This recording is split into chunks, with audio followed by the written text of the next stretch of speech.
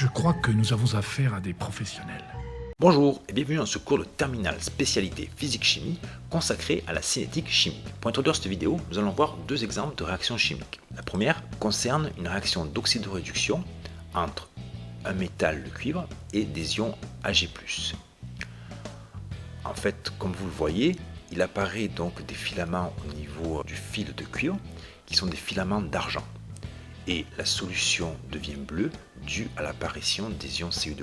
Alors cette réaction a été filmée et accélérée 125 fois. C'est pour dire si la réaction est relativement lente. Maintenant, on va prendre un deuxième exemple. Cette fois-ci, il va s'agir d'une explosion.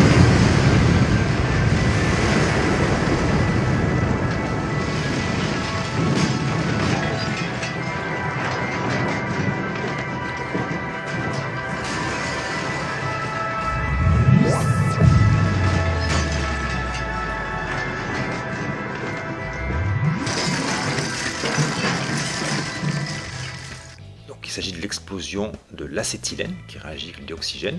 Donc les gens qui ont filmé ça ont mis de l'acétylène dans un lave-vaisselle et ont déclenché à distance l'explosion avec une étincelle. Donc vous voyez que là ça a été filmé en slow motion.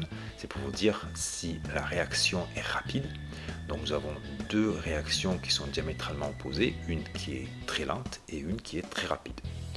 Donc la question qu'on va se poser, c'est comment les chimistes caractérisent-ils la vitesse d'une réaction chimique? Pour ça, on va définir ce qu'on appelle la durée d'une réaction. Ensuite, on verra les facteurs cinétiques. Et enfin, on verra la vitesse d'une réaction. Commençons par étudier la durée d'une réaction.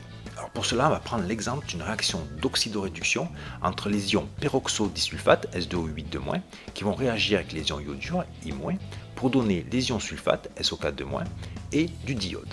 Alors parmi ces réactifs et produits, ils sont tous incolores sauf le diode qui a une coloration jaune.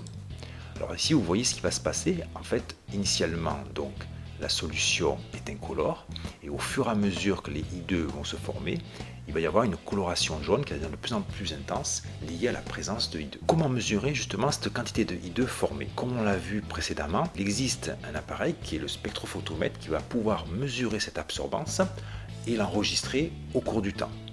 Ainsi, d'après la loi de Beer-Lambert, on a vu que l'absorbance est proportionnelle à la concentration en la substance qui donne cette coloration. Donc ici, ce sera proportionnel à la concentration en I2. Donc on notera la concentration avec des crochets comme ça et en mettant entre crochets l'espèce chimique. Ainsi, si j'isole la concentration en I2, je peux dire que la concentration en I2, c'est l'absorbance que divise le coefficient de proportionnalité K ici. Et la concentration, par définition, c'est la quantité de matière que divise le volume de la solution, qui ici, vous voyez, était de 100 ml. Ainsi, si j'isole la quantité de matière, je peux dire que la quantité de matière de I2, c'est le volume fois l'absorbance divisé par K. Dit autrement, la quantité de matière de I2 produite est proportionnelle à l'absorbance. À présent, nous allons dresser ce qu'on appelle le tableau d'avancement de la réaction que l'on étudie. Donc, dans ce tableau d'avancement, on fait apparaître d'abord l'équation de la réaction, vous voyez ici, et avant, à gauche, on fait apparaître l'état et l'avancement. Alors on va commencer par l'état initial, c'est-à-dire avant que la réaction ne débute. À ce moment-là, l'avancement par définition, il est nul. Les quantités de matière de réactif sont fixées par l'expérimentateur, on va dire, donc 4 moles ici de peroxydisulfate et 100 moles de diode. Ça, ce sont des données, ce n'est pas des valeurs que vous pouvez deviner. Ensuite, forcément, puisque la réaction n'a pas commencé, il n'y a aucun produit présent. Ensuite, on va s'occuper de l'état intermédiaire. L'avancement, on appelle X, c'est une variable, et on va exprimer les quantités de matière, de réactifs et de produits en fonction de X. Les réactifs vont être consommés. Donc on part de la valeur initiale, 4, et on soustrait l'avancement. C'est 4 moins X pour les ions peroxydisulfate et 100 moins 2X. Alors pourquoi 2? C'est dû au coefficient stoichiométrique ici. Alors qu'est-ce que ça signifie ça? Ça veut dire que chaque fois que je consomme une mole de ion peroxydisulfate, je vais consommer 2 moles d'iodure. Donc les ions d'iodure vont diminuer 2 fois plus vite que les quantités d'ion peroxydisulfate. Et pour mes produits, donc l'ion sulfate, sa production ça va être 2X, je pars de 0, par contre là, eux, ils sont produits, donc il n'y a pas de moins, il y a un plus, donc plus 2X, et X pour le diode. À l'état final est atteint lorsque un des deux réactifs est épuisé. À ce moment-là, X égale X max. Je vais d'abord calculer la valeur de X qui annule la quantité de matière de d'ion peroxydisulfate. En fait, c'est 4, puisque 4 moins 4 égale 0. De la même façon, là, X doit être égal à 50. Donc je vais d'abord atteindre 4 avant 50. Donc le premier réactif qui va être épuisé, c'est bien l'ion pyroxodésulfate. Et donc l'avancement maximal, c'est 4. Une fois que j'ai cette valeur-là, j'ai plus qu'à remplacer X par 4 pour calculer ici mes quantités de matière.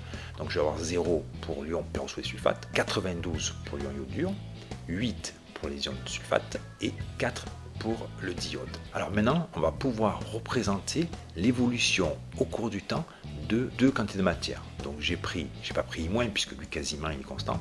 Donc j'ai pris les ions pyroxosulfate et le diode. Alors je vais commencer par le diode. Le diode, on part de 0, on va à 4. Donc je peux faire apparaître ici la valeur maximale 4. On dit qu'on a une asymptote horizontale. Et pour les ions pyroxosulfate, c'est l'inverse. Je pars de 4 et je vais à 0. Donc la quantité de matière d'ion pyroxosulfate tend vers 0. Pour caractériser la durée d'une réaction, on n'étudie pas les quantités de matière au cours du temps, mais on préfère tracer l'avancement au cours du temps pour être plus général. Donc cet avancement, vous avez vu, il est indépendant des coefficients stoichiométriques. Et donc dans notre exemple que l'on a pris, nous l'avancement, il était égal à la quantité de matière de I2. Donc on va retrouver la même courbe croissante où elle tend vers ce qu'on appelle la valeur X max. Donc ce que vous avez en pointillé en maths, on appelle ça une asymptote horizontale. Et théoriquement, l'avancement tend vers cette valeur maximale, mais ne l'atteint jamais. Ainsi, vous comprenez bien qu'il va être très dur de mesurer une durée finale, une durée totale de la réaction. Donc on va préférer définir une autre grandeur qui va nous indiquer la durée de la réaction. Et cette grandeur, on va appeler ça le temps de demi-réaction. Alors graphiquement, il est défini ainsi. C'est la durée nécessaire pour que l'avancement passe de 0 à X max sur 2. Donc on préfère utiliser cette durée-là pour caractériser la durée de la réaction. Donc sa définition, c'est bien celle-ci. Lorsque t égale t1 demi, x est égal à x max sur 2. Plus ce temps de demi-réaction sera petit, plus la réaction sera rapide. Passons au facteur cinétique. Et d'abord, posons-nous la question, qu'est-ce qu'un facteur cinétique? En fait, c'est un paramètre qui va modifier la durée de la réaction et donc sa vitesse. Alors le premier paramètre et donc facteur cinétique que l'on va étudier, c'est la température. Alors on va voir deux vidéos qui montrent des animations où il y a la réaction entre un réactif jaune et un réactif vert symbolisé par ces deux sphères de couleurs différentes. Et ils vont former un produit de couleur rouge. Donc voici les deux animations. Vous voyez à gauche la température est plus basse et à droite elle est plus élevée. La conséquence, c'est que les vitesses de déplacement des réactifs et des produits est plus grande lorsque la température est plus grande. Alors pour que la réaction ait lieu entre deux réactifs, il faut que ces deux réactifs se choquent, se rencontrent. Et donc vous voyez bien que plus la température sera élevée, donc plus la vitesse d'agitation des réactifs est grande, plus le nombre de chocs sera plus important. Et en même temps, pour qu'un choc entraîne la formation du produit, on dit que le choc doit être efficace.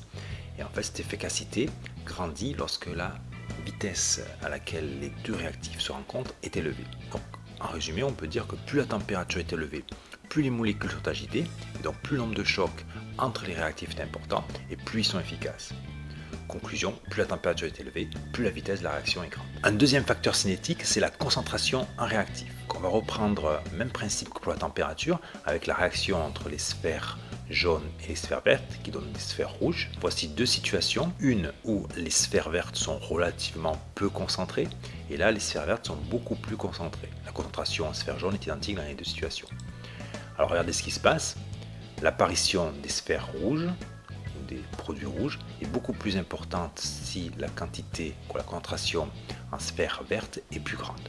Donc l'explication est relativement simple. La probabilité qu'une sphère verte rencontre une sphère jaune est plus importante si on est concentré en sphère verte. Donc plus la solution sera concentrée en réactif, plus le nombre de chocs entre les réactifs sera nombreux. Ainsi, on peut dire que plus les réactifs sont concentrés, plus la vitesse de la réaction est grande. Donc voyons maintenant un troisième et dernier facteur cinétique qui est la présence d'un catalyseur. Pour illustrer ce qu'est un catalyseur, je vais prendre l'exemple de la dismutation de l'eau oxygénée. Donc là vous avez la formule brute de l'eau oxygénée qui se dismute et donc qui forme de l'eau et du dioxygène. Pour bien comprendre ce qui se passe, regardons la vidéo suivante. Donc si l'on verse de l'eau oxygénée dans un bécher, a priori la réaction n'a pas lieu. Puis si on ajoute une solution de chlore de fer, vous voyez la réaction d'un seul coup devient très vive, très rapide. Voilà. Donc l'eau oxygénée sans présence de chlore de fer est une réaction qui a bien lieu mais qui est très très lente. Et en présence d'ion ferrique, Fe3+, la réaction va être accélérée. Alors pourquoi? En fait, les ions ferriques vont réagir avec l'eau oxygénée et former les ions ferreux et des ions H+. Ces ions ferreux vont, après être formés, réagir eux aussi avec l'eau oxygénée et donc reformer les ions ferriques. Ainsi, si on fait le bilan, vous voyez qu'on peut barrer de part et d'autre des flèches là, les ions ferriques, ils s'éliminent, puisqu'il y en a 2 et 2. Pareil pour les ions ferreux et pareil pour les ions H+. Ainsi, au bilan, on retrouve bien 2 H2O2, donc 2 H2O plus O2, la même réaction qui était écrite ici. Donc en fait, conclusion, un catalyseur c'est quoi? Ça va être une espèce chimique qui va modifier la vitesse, donc accélérer la vitesse de la réaction, sans être ni consommé ni produit par la réaction. Passons à la troisième partie et posons-nous la question suivante, comment définir la vitesse d'une réaction chimique? Pour cela, je vous fais apparaître à nouveau le graphe qui représente l'avancement au cours du temps et qu'on avait utilisé pour définir le temps de demi-réaction. Si l'on veut définir ce qu'on appelle la vitesse de la réaction par rapport à l'avancement, on peut la définir ici, c'est la variation de l'avancement pour une durée donnée. Graphiquement, je vais faire apparaître ceci. Ça correspond au coefficient directeur de la droite qui va être tangente à la courbe. Donc en ce point-là, en fait, le coefficient de cette droite-là correspondra à la vitesse de réaction. De la même façon, si je fais apparaître cette droite tangente à la courbe ici, son coefficient directeur, vous voyez, il a diminué par rapport à cette droite-là. Et de la même façon, ici, il va être encore plus petit. Et si on avait poursuivi, comme la courbe rouge tend vers l'asymptote, à la fin, ce coefficient directeur aurait tendu vers 0. L'autre façon de la définir, cette vitesse de réaction, c'est mathématiquement, en disant qu'en fait, elle correspond à la dérivée de l'avancement par rapport au temps. Et en physique, on note la dérivée de la manière suivante, donc j'appelle R la vitesse de réaction, c'est égal à dx sur dt. Et son unité sera des moles par seconde, parce que je divise l'avancement par un temps. Alors maintenant, je peux représenter cette vitesse au cours du temps.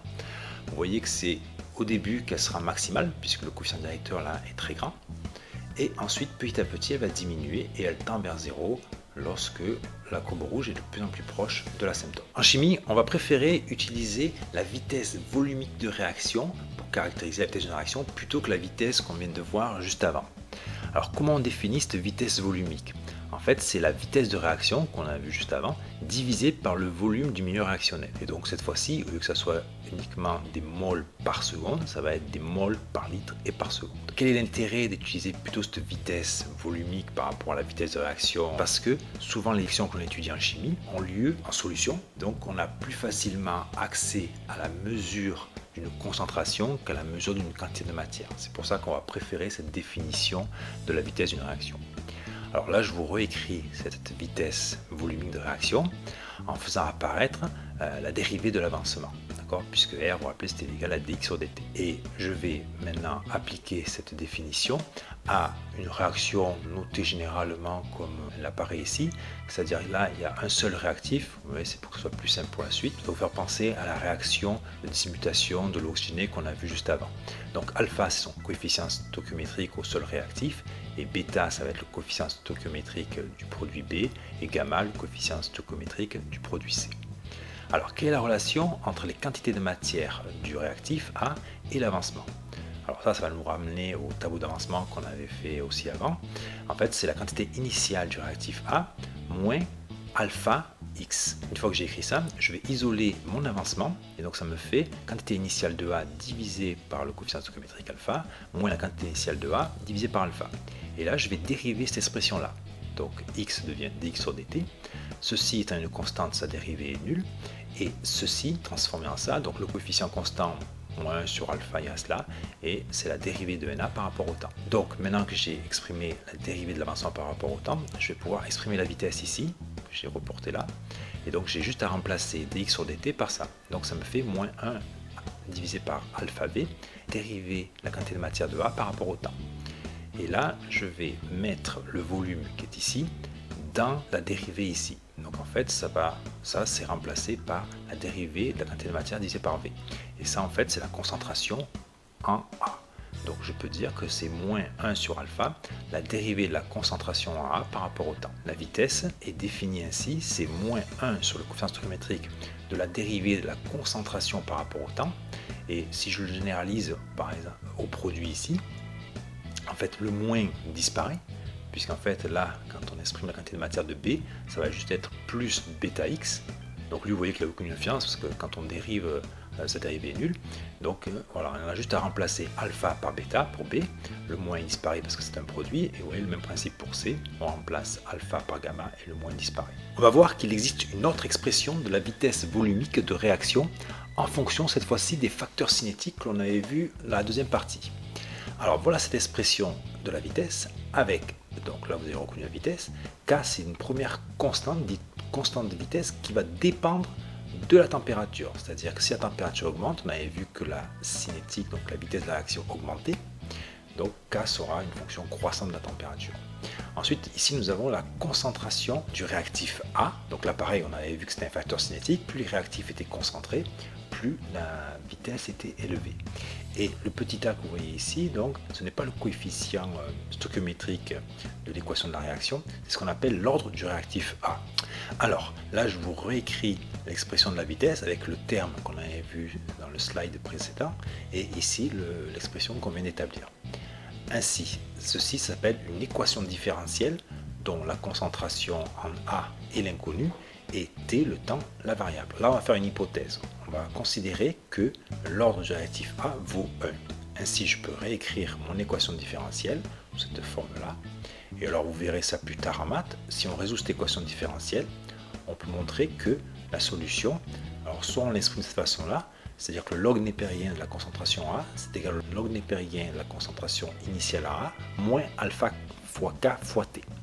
Ou, autre expression, la concentration A égale la concentration initiale à A fois l'exponentielle de moins alpha fois K fois T. Ainsi, si, une fois qu'on a fait l'acquisition des concentrations en réactif A au cours du temps, si ces concentrations sont en accord avec soit cette relation-là, soit celle-ci, on peut dire que la réaction suit une loi de vitesse d'ordre 1. Pour conclure, revenons à la question qu'on s'était posée lors de l'introduction. On s'était demandé comment les chimistes caractérisent-ils la vitesse d'une réaction.